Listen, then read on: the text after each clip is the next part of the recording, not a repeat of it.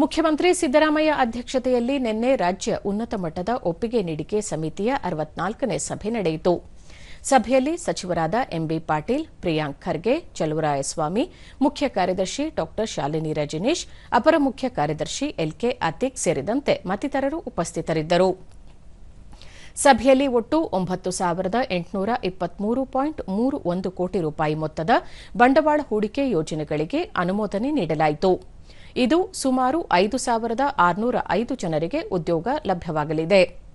3 ಹೊಸ ಮತ್ತು ವಿಸ್ತರಣಾ ಬಂಡವಾಳ ಹೂಡಿಕೆ ಪ್ರಸ್ತಾವನೆಗಳು ಹಾಗೂ 6 ಹೆಚ್ಚುವರಿ ಬಂಡವಾಳ ಹೂಡಿಕೆ ಪ್ರಸ್ತಾವನೆಗಳು ಸೇರಿದಂತೆ ಒಟ್ಟು 9 ಯೋಜನಾ ಪ್ರಸ್ತಾವನೆಗಳಿಗೆ ಅನುಮೋದನೆ ನೀಡಲಾಗಿದೆ.